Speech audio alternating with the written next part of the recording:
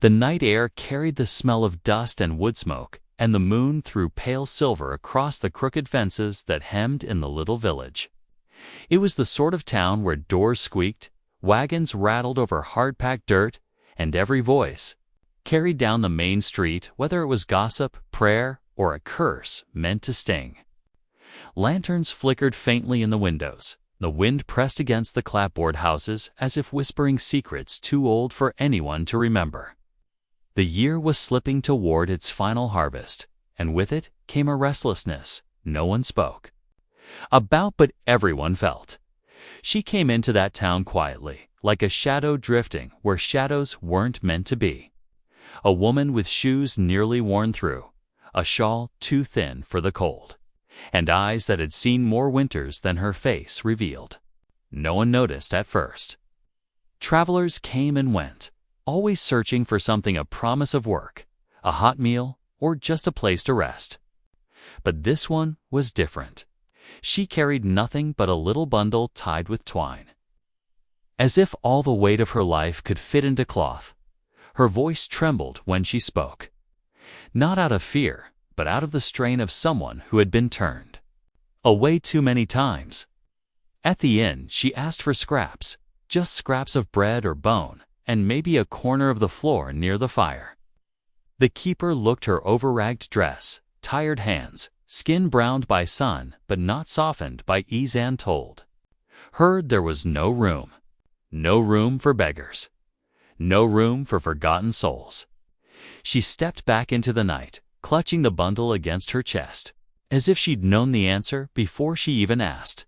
But fate has a way of turning the smallest moments into something larger than any of us can see.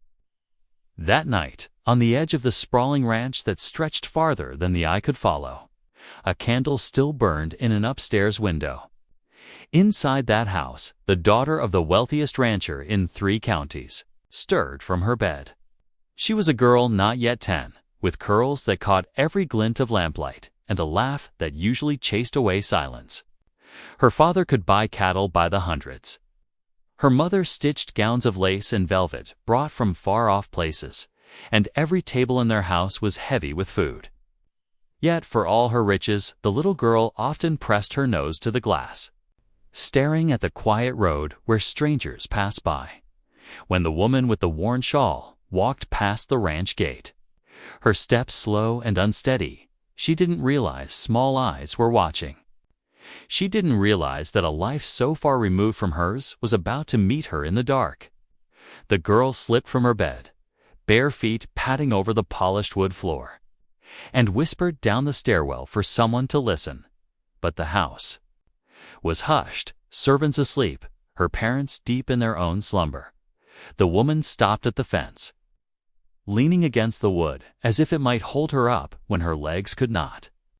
She muttered something, half a prayer, half a sigh, and the girl thought she heard the word "Mama." Something stirred inside her, something that made her heart beat quicker. She did not know why. Perhaps it was the way the stranger's shoulders slumped, or how her head bent low as though carrying not just her bundle, but the weight of a whole world. The girl unlatched the door and crept out into the cool night, her white nightdress catching the breeze. She crossed the yard without fear, though. She'd been told never to speak to strangers, especially those who came with nothing to their name. She stopped just on the other side of the fence, her small hand resting on the rail. "Are you lost?" she asked, in a voice softer than the rustling grass. The woman's head lifted, and for the first time, their eyes met. One pair was wide and unspoiled, filled with curiosity, while the other was shadowed with years of hunger and grief. She opened her mouth, meaning to say she was only passing through, that she wanted nothing more than a scrap and a place to close her eyes, but the girl spoke again before she could find the words. "You look like my mama," the girl whispered. Her lips trembled, and the night seemed to hold its breath. The woman staggered back as though struck. She clutched the fence with trembling fingers, the word echoing in her ears. "Mama." No one had called her that in years, not since the baby she once held had been taken from her arms. Her cries drowned out by the demands of the world that had no mercy for the poor.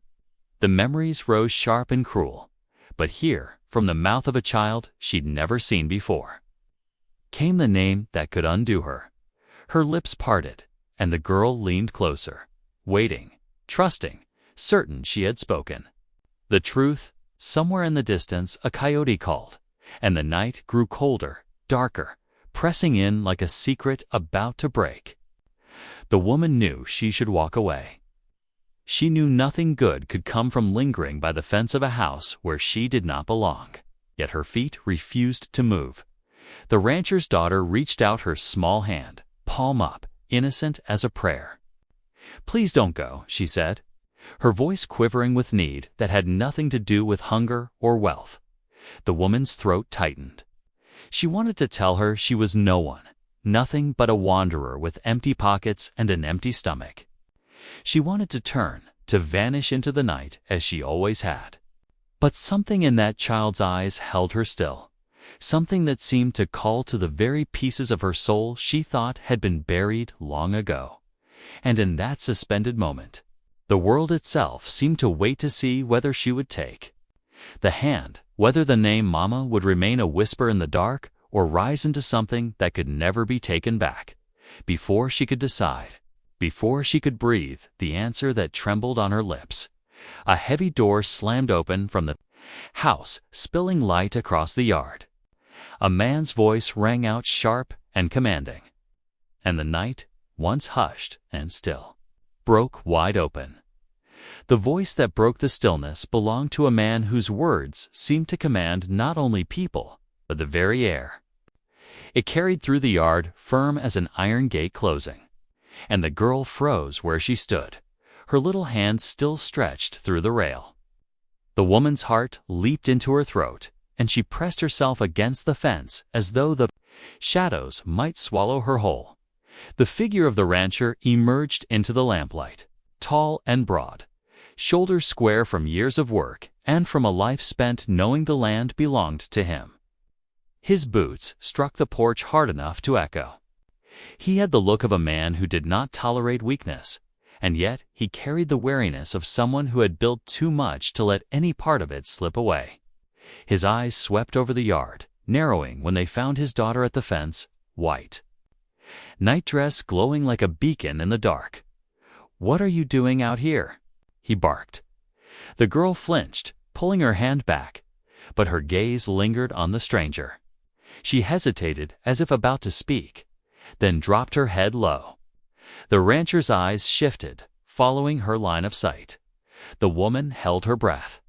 She knew that look, the way men of power and property measured someone in an instant, as though weighing their worth against the earth itself. Her dress, her shawl, the bundle at her chest, told the truth before she could. She was nothing more than a beggar at his gate. The silence between them stretched, and though the night was cold, sweat gathered at the back of her neck. She thought of turning to run, yet her legs stayed rooted. Something about the girls. Words still clung to her like burrs in fabric, keeping her tied to that fence. The rancher's voice dropped lower, slower. "You don't belong here." It wasn't the first time she'd heard those words. She had lived her whole life by them. In towns where shopkeepers turned her away, in houses where doors shut before her shadow crossed the threshold. She swallowed, her lips dry. "I was just passing through," she whispered. "I meant no harm, only asked for scraps, a place to rest my head." The rancher's jaw tightened. He looked from her to his daughter and back again, suspicion clouding his face. The girl, unable to contain herself any longer, blurted out, "Papa, she looks like Mama." The words hung in the air like a bell tolling in the middle of the night. The rancher's face went pale for a flicker of a second, then hardened as quick as stone. He stepped forward, placing himself between the fence and his daughter. "Go back inside," he ordered. His voice had no room for argument. The child hesitated, her eyes bright with something close to tears. "But Papa," inside, reluctantly. She obeyed, though not before casting one last look at the woman. It was not the kind of look a child gave to a stranger. It was searching, pleading, as if asking for a promise. Then she disappeared into the glow of the house, leaving the rancher and the woman alone under the pressing dark. The man did not speak at first. He studied her in silence, and she could feel the weight of his scrutiny. She lowered her eyes, clutching the bundle to her chest. For a moment, she thought he might send for the sheriff, or worse, set his hounds loose. Instead, his voice came rough, edged with something he couldn't quite conceal. "You'll find no rest here. Move along." She nodded quickly, but her body moved slower than her mind. Each step back felt heavier, as though her feet resisted. She wanted to escape his stare, his suspicion, and yet the echo of the little girl's voice followed her down the road. "Mama." By the time she reached the edge of the village again, the lanterns were snuffed, and silence had swallowed the streets. She found an abandoned shed near the blacksmith's yard, no more than a shack of leaning boards, but it was shelter. She lay down on the hard floor, pulling her shawl tight, her bundle clutched against her chest like a shield. But sleep would not come. The memory of the girl's hand through the fence, her eyes shining in the dark, and that single word spoken with certain Tynod at her morning arrived with a cawing of crows and the sound of wagons heading toward the market square. She stirred, stiff from the cold, and brushed straw from her hair. The town began to wake, and with it came the watchful eyes of neighbors. Strangers were always noticed here, especially those who carried nothing. She kept her head low, slipping into the crowd that gathered near the general store, hoping to go unseen. Yet whispers traveled fast. She caught fragments. "Another wanderer, looking for handouts. Trouble follows." The words stung, but she had grown used to them.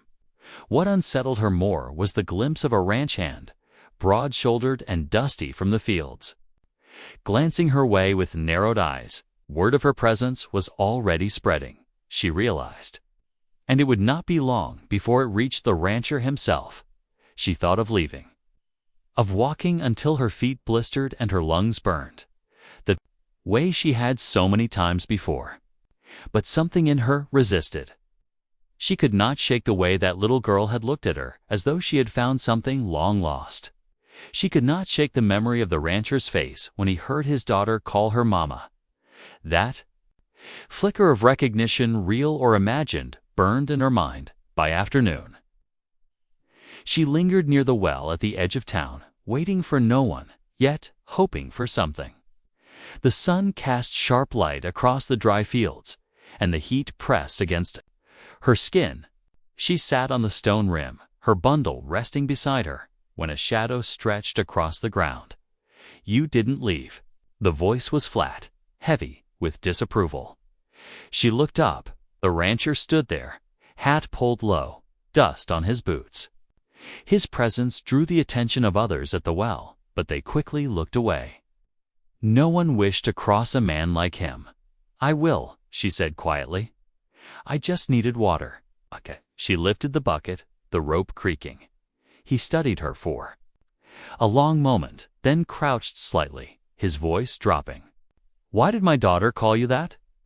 Her hands trembled on the rope, and the water sloshed. She shook her head. "I don't know. Children imagine things. She doesn't know me." His eyes bored into hers. "Maybe not, but I saw her face." She was certain. The woman's chest tightened. She wanted to tell him everything, that once, long ago, she had held a baby girl with curls like spun gold, that she had sung her to sleep under stars while her stomach ached from hunger, that she had lost her when life had demanded more than she could give, but fear sealed her lips. Instead, she whispered, "Sometimes the heart remembers what the mind cannot explain." The rancher's jaw clenched, as if her words struck a place he guarded too carefully. He straightened, tipping his hat low again. "Stay away from my land. Stay away from her." With that, he turned and strode back down the road, leaving her. With the weight of his warning, yet even as he walked away, she felt the thread had already been tied, binding their lives in ways none of them understood. That night, she sat once more in the shed, staring at the bundle in her lap. She loosened the twine, unfolding the cloth carefully. Inside lay a tiny dress, faded and frayed, stitched by her own hand years ago. She traced the worn fabric with trembling fingers, her eyes blurring. She whispered the name she had not spoken in so long. The name of the child who had been taken from her arms, and though no one could hear, the night seemed to lean closer. Listening, somewhere beyond the fields, the rancher's house glowed warm and bright against the dark. Inside, his daughter whispered the same name to her pillow before drifting to sleep, believing in something no one had yet dared to say aloud. The woman pressed the little dress to her face, her heart pounding with questions she could no longer bury. Tomorrow would bring answers or danger. Perhaps both. For now, the mystery held them all in its grip, tightening like a noose, waiting for the moment when truth would break through the silence. The following days brought no peace to the sheet village. The woman tried to keep to the edges of town, slipping into places where the shadows ran longer than the sun. She fetched water at odd hours, scavenged for crusts at the back of the bakery, and slept in her lean-to shack near the blacksmith's yard. Yet whispers still circled around her name, though none knew it. Some called her the Wanderer. Others said she was a thief who'd escaped justice, while a few muttered that she carried curses in her shawl. Whatever the tale, one truth was shared. She was an outsider, and outsiders did not belong. But the girl at the ranch remembered her. Each morning she pressed her face against the window panes, watching the dirt road stretch into town, hoping for a glimpse of the woman who had stood at the fence that night. She asked questions at breakfast that her parents brushed aside. Who was she? Where did she come from? Why did she look like Mama? The rancher silenced her every time, though his wife's silence was even sharper. The mother never once asked about the stranger. Her lips thinned, her eyes darkened, and she stitched her embroidery with needle pricks sharper than words. The rancher himself could not shake it. He kept to his work, driving cattle across fields, meeting buyers, and speaking to hands who looked at him with respect, even fear. But in the quiet moments, when the sun dropped low and the fields turned gold, he remembered the stranger's face. Not only her face, the words she spoke at the well. Sometimes the heart remembers what the mind cannot explain. They gnawed at him, left him restless in bed, left him staring into the night as if he might find answers in the sky. Meanwhile, in town, the woman began to notice eyes following her. One belonged to a ranch hand who'd been at the well that afternoon. His name carried little weight, but his loyalty to the rancher was ironclad. She caught him trailing her at a distance, his hat low, his stride steady. At first, she thought it coincidence. By the third day, she knew it was not. Her hunger grew sharper, her body weaker, yet she carried on, clutching her bundle as though it held her very breath. The tiny dress inside became her anchor, the one piece of proof that her past had been real, that she had not imagined the child she once lost. Each night, she unfolded it by the faint light of a dying lantern and whispered the name she dared not speak aloud in daylight. The girl at the ranch was whispering too. Servants caught her speaking to the empty corners of her room, pretending. Someone sat there beside her. Mama? They heard her murmur, her small hands cradling invisible figures. When asked, she only smiled and said she was practicing, though she never explained what for. The servants passed word between themselves, then carried it in hushed tones to the rancher's wife. She grew colder, more distant, until even her laughter at supper felt forced, brittle like glass about to break. One evening, the woman lingered near the church at the edge of town. Its white steeple rose above the rooftops, paint-peeling bell. Silent, except on Sundays. She stood in the yard, hands clasped, as if begging the heavens for direction. But she was not alone. The rancher had come, though she did not hear his boots until he was close. She turned, startled, eyes wide. He studied her with that same hard stare, though now it carried something else beneath: conflict, even unease. "Why are you still here?" he asked. Her voice faltered. "Because I cannot leave." "Why not?" His tone sharpened. She clutched her bundle tighter. "Because she called me Mama, and I don't know why." The words sliced the space between them. His jaw set, but his eyes betrayed a flicker of fear or of recognition. She could not tell. He stepped closer, lowering his voice. "You speak of things you shouldn't. Dangerous things. What danger is there in truth?" she asked softly. He didn't answer. His silence was more telling than words. He turned sharply, striding back toward his horse tethered at the fence. As he mounted, he cast one last look at her. "Leave before the town makes you pay for it." But the town already had its suspicions. By the week's end, rumors turned into stories too sharp to ignore. The blacksmith's wife claimed the stranger carried the devil in her bundle. The baker said he saw her weeping into the well at night, calling up spirits. And the ranch hand, loyal, watchful, whispered into the rancher's ear that she was stirring trouble, that she would not vanish without leaving scars. The rancher's wife watched all this unfold with quiet intensity. One night, when the girl had finally drifted to sleep, she opened the drawer of her dresser and pulled out a locket. Inside was a faded sketch, a face that time had nearly erased. She held it tight, her hands trembling, and for the first time in years, she allowed tears to slip free. Yet, when dawn came, her face was hard again, and she locked the locket away as though burying a secret. The girl grew restless. One afternoon, she slipped away from her governess and ran barefoot down the dirt road. She found the woman sitting near the well again, hunched and weary. Without hesitation, the child rushed into her arms.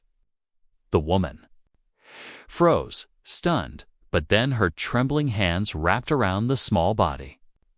Tears blurred her eyes, though she dared not let them fall. "You came back," the girl whispered.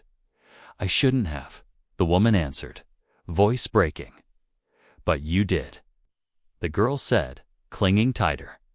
The ranch hand saw them.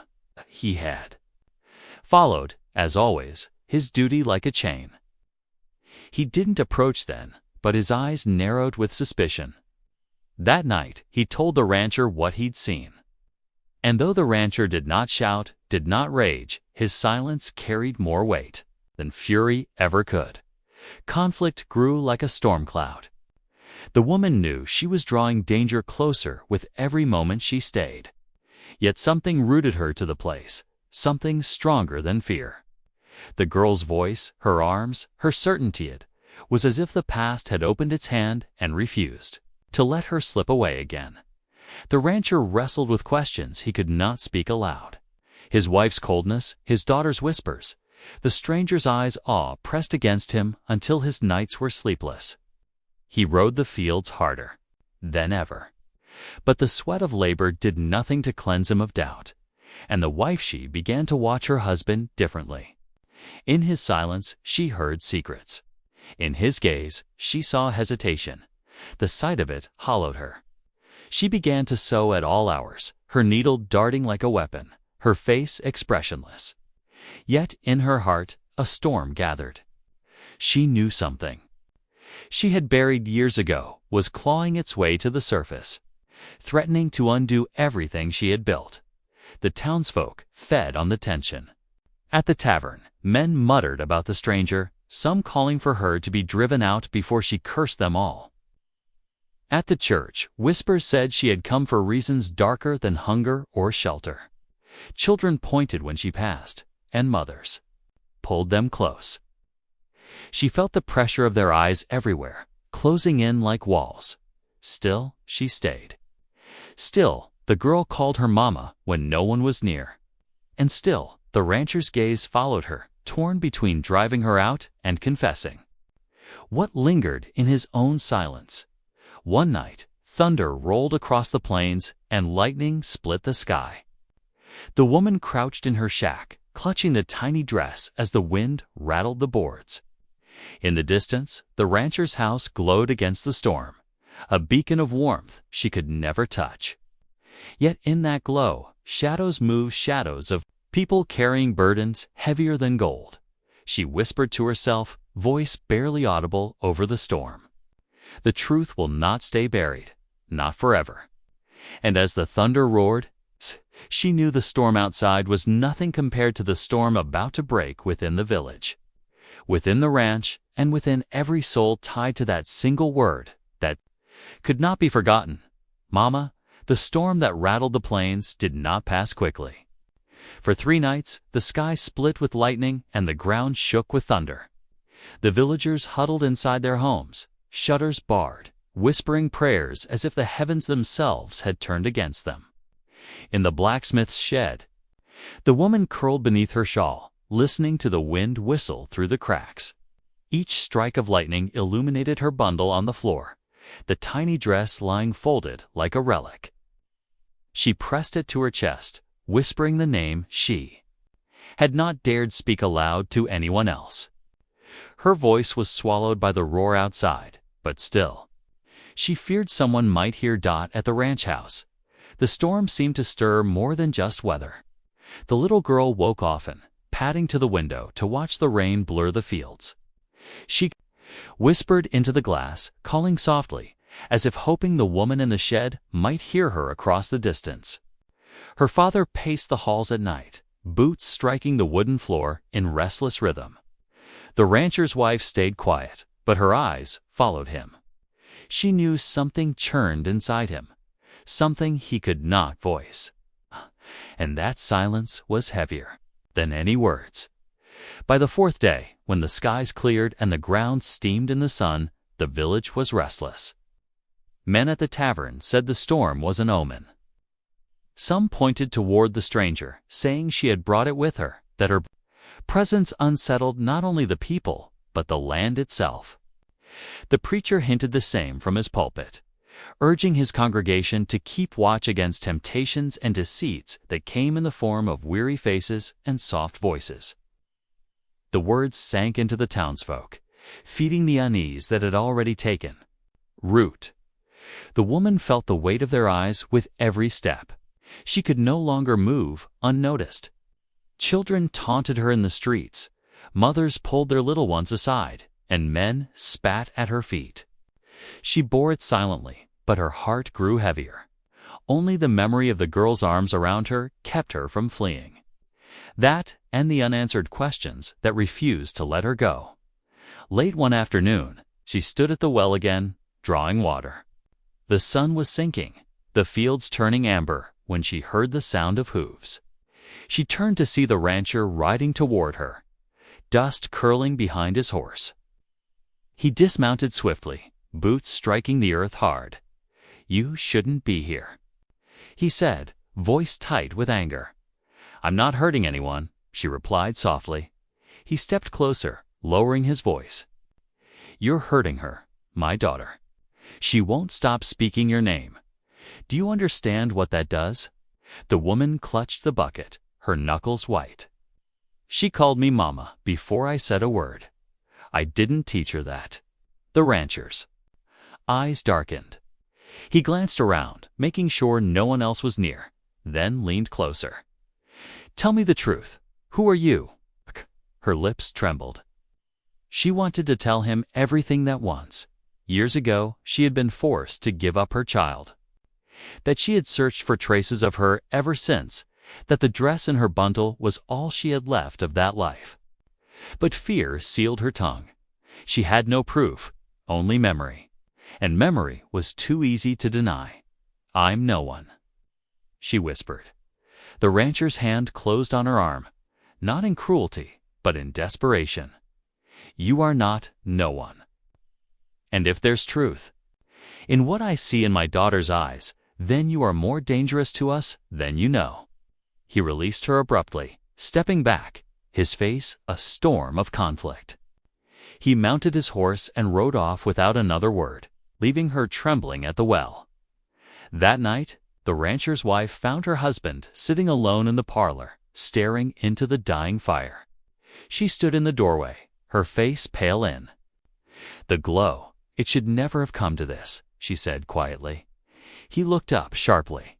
"What do you mean?" Her lips pressed into a thin line. She turned away, but not before he saw the glimmer of tears in her eyes. "You know what I mean," she said, "and so do I." Then she vanished up the stairs, leaving him with his thoughts, the fire crackling low. The following days tightened the knot. The ranch hand who had been watching the woman stirred the townsfolk with tales of her meeting the girl in secret.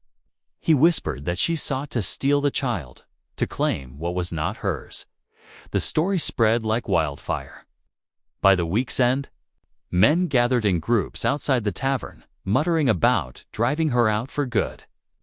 The blacksmith even said the sheriff should be called. The woman heard these whispers, but stayed. Each night, she told herself she would leave by morning. Each morning, she lingered, pulled by an invisible thread. She knew danger was closing in, yet something in her heart refused to let go.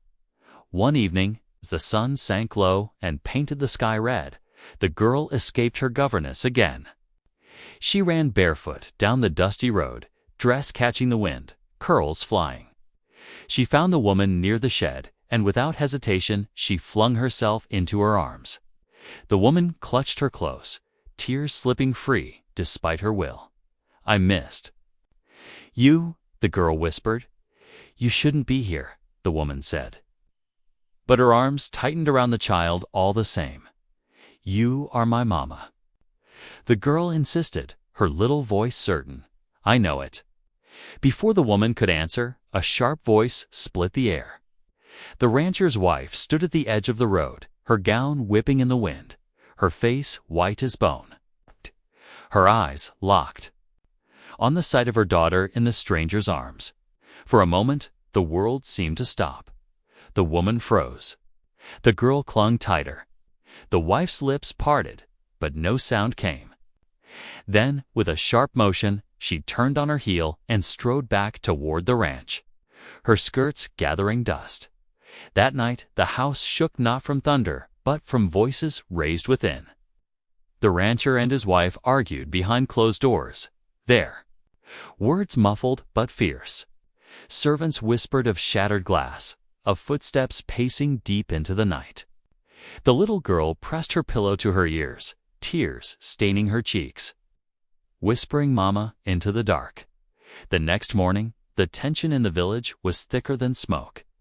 The preacher spoke harshly from the pulpit, his voice echoing through the church. "Temptations come in the form of the lost, but beware, for wolves wear sheep's clothing, and they seek to devour the innocent." His eyes flicked once toward the back, where the woman sat alone, head bowed, every head turned to follow. The woman, for her part, found a kind of peace she had not known in years. She still bore the weight of the past, but she no longer carried it alone. In the evenings, she sat outside her small cabin, watching the sun dip low over the plains, listening to the distant sound of cattle and the laughter of the girl she had once lost. The rancher remained torn, his heart divided between loyalty and truth. But he worked the land harder than ever, as if sweat could mend what life had broken. At times, he looked toward the cabin on the edge of his property, his eyes heavy with questions he could not ask. Life did not become simple, but it became bearable. The conflict that once threatened to tear them all apart became a bond, strange and fragile, yet real. The town whispered still, but their words grew softer over time, drowned out by the undeniable strength of a family forged not by law or by blood alone, but by love that refused to die. In the end, the woman no longer wandered. She had found the place where her journey was always leading, the place where her child lived, where truth had finally broken free. And though the road had been cruel and long, she understood now that even the harshest storms could lead to new beginnings. One evening, as the girl played in the grass, she looked up at both women who stood nearby and smiled with a joy that lit the whole yard. "I have two mamas," she declared proudly, as though it were the simplest truth in the world. The woman's heart swelled. And for the first time in years, she let herself smile without fear. The rancher's wife lowered her eyes, but her lips curved softly, almost tenderly. And in that shared moment, something broke open inside all of them, not anger, not sorrow, but the fragile peace of acceptance. The sun dipped low. The fields glowed golden, and the ranch stood firm against the horizon. The land held its secrets still, but this one had been spoken aloud, and in that truth there was a quiet strength. The woman lifted her face to the wind, breathing deep as the girl's laughter carried across the yard. Her wandering was over. And though scars remained, so too did love, enduring, unyielding, and enough to hold them through whatever storms might come again. Top of form, bottom of form. ChatGPT can make mistakes. Check important info. When she left the church, the ranch hand and two others followed her. Their footsteps were heavy, their voices low and dangerous. She hurried toward the shed, clutching her bundle, her heart pounding. She knew they would not wait much longer. That night, she did not sleep. She sat with the tiny dress in her lap, listening to the sounds of the village settling. Then, faintly, she heard a sound, footsteps outside her shed. She stiffened, clutching the bundle tight. A soft knock came at the door. She held her breath, ready to flee, when a small whisper reached her. "It's me." The girl slipped inside, curls damp with night air, eyes wide. "I had to see you," she said. The woman gathered her close. Trembling, "You mustn't come here. It isn't safe." "I don't care," the girl whispered fiercely. "I know who you are." She reached for the bundle, her small fingers brushing the cloth. "What's inside?" The woman hesitated, then loosened the twine. She unfolded the cloth and revealed the tiny dress. The girl gasped, touching the faded fabric with reverence. "It's mine," she whispered. "I know it." The woman's throat closed. Tears blurred her vision. She wanted to speak the truth, to claim what her heart screamed was real. But before she could, a crash sounded outside. Heavy footsteps, angry voices. The shed door rattled under a heavy hand. The girl clung to her, terrified. The woman held her close, her own heart hammering. The voices grew louder, the door shook. Harder, and in that breathless moment, as the world seemed to close in from all sides, the woman knew the truth could no longer be hidden. It was about to break free.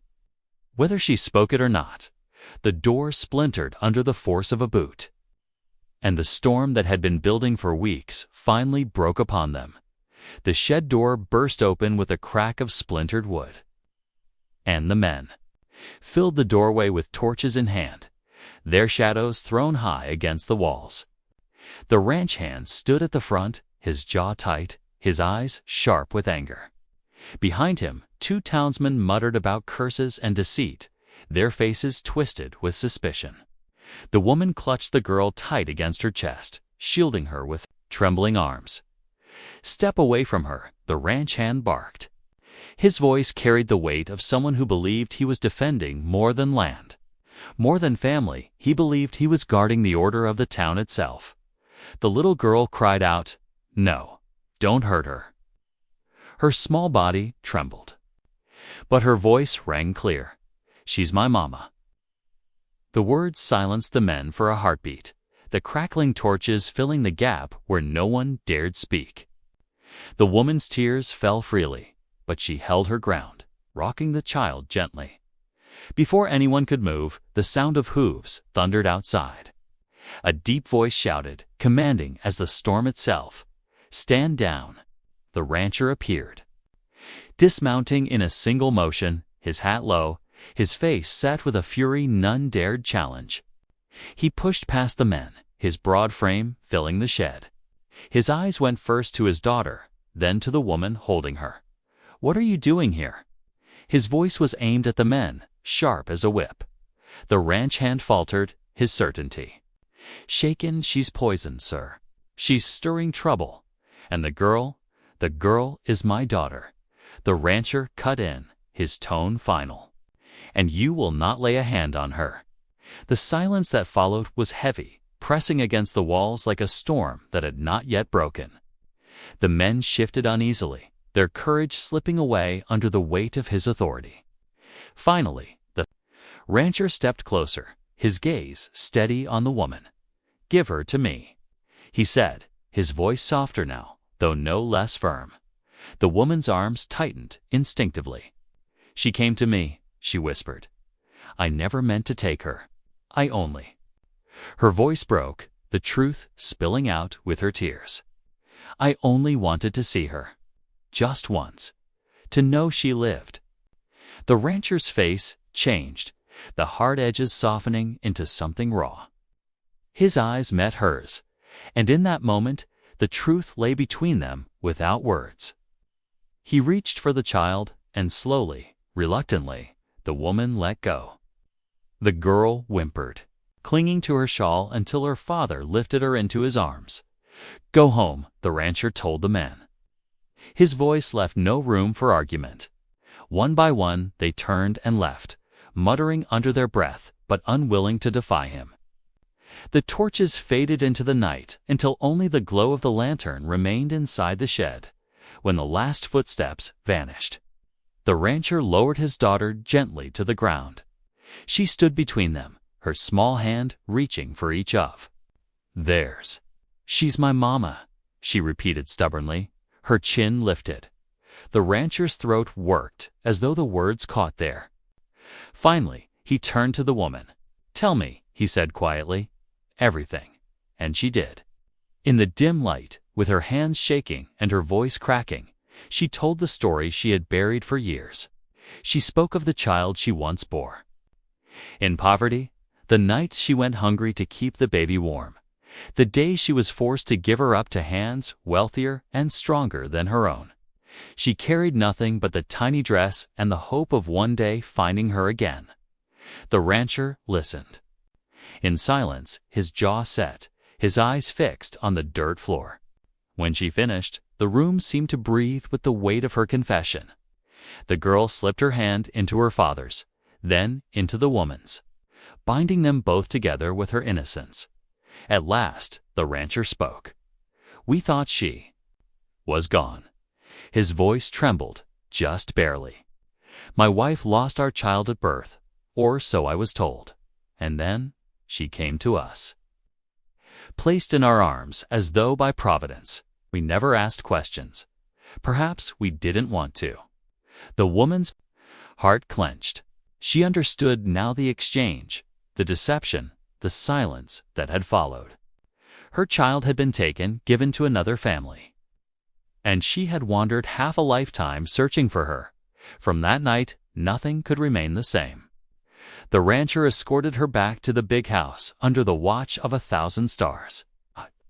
The girl nestled between them, her small voice humming as if peace had finally settled over her. But inside the house, another storm awaited. The wife stood at the doorway, her face pale, her eyes burning with a grief too old and too deep to measure.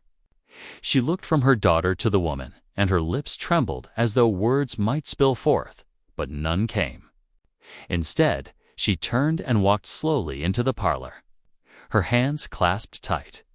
There by the fire, the 3 adults sat as the girl dozed on a blanket at their feet. The woman and the rancher's wife faced each other for the first time, the silence between them sharp and trembling.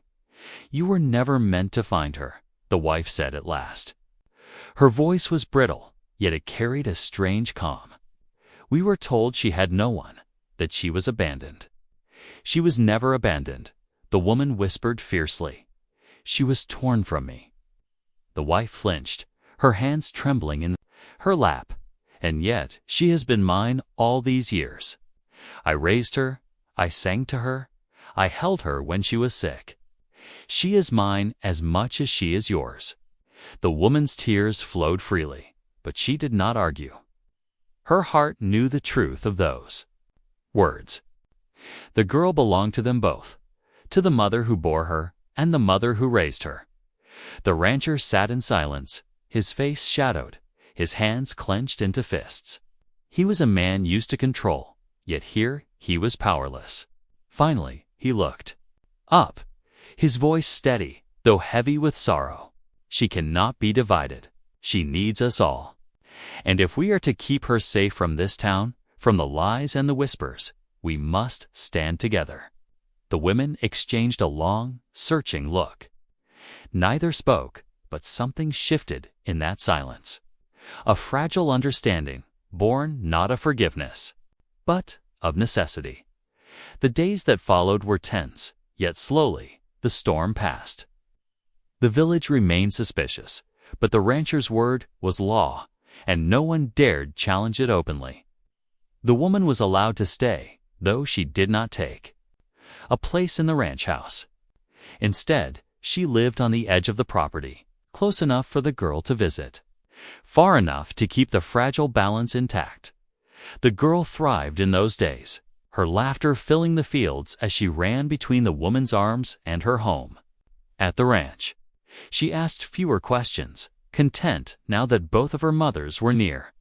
And though the wife carried sorrow in her eyes, she sewed a new dress for the child, stitching it by lamplight while tears stained the fabric.